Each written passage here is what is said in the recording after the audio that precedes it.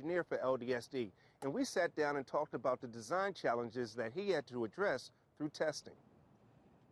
So Rob, you're the chief engineer for LDSD. Yes.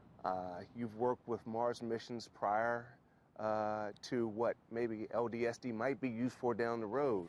You've had missions that have gone to Mars where you didn't test these parachutes like that. That's correct. So what's different between then, say for instance what you did with Curiosity, Pathfinder, and even Viking, to moving forward to LDSD where you are now? What's the difference? Well, I think the biggest difference is those parachutes were all designed to conform to architecture and design principles that were tested at high altitude in the 1960s and early 1970s. So there was 3 test programs where high altitude balloon would lift up a parachute with a simulant of an entry vehicle and launch it way up into the upper atmosphere, just like we're doing above New Mexico, and test out these parachutes to see how well they work, especially how well they inflated in those conditions.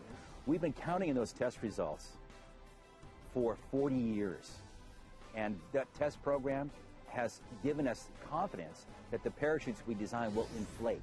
Now, we still have to make sure that the parachutes were designed to be strong enough. Even Viking, so what we can do is inflate them in Earth conditions in giant wind tunnels and get the strength tested that way.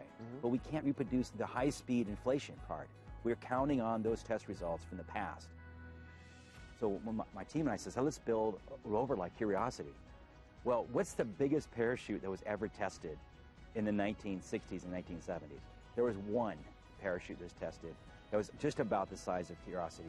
And we said, okay, we're using that test result. We analyzed the video, looked at the test results, watched how it opened, watched how it bounced. Hold up, but it's also based on the weight of your vehicle? payload, the vehicle, right? It turns out, because the inflation process is so fast, the weight of the thing that's pulling on it isn't playing a very big role. Really? The weight doesn't play a big role. Instead, the size of the vehicle plays a role, because what that does is it produces a wake, a supersonic wake that flows back to the parachute.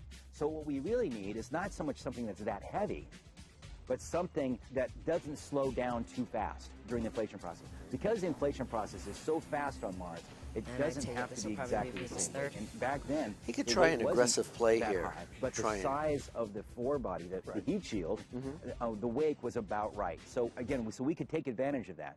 Now on Earth, weight does play a role because it takes such a long time for the parachute to open. So by the time the parachute is open, you've already slowed down to half your speed. On Mars, boom, it goes from nothing to something in a matter of of half of a second. Okay, so in LDSD, you have your supersonic parachute, but that's only half of what you're working with.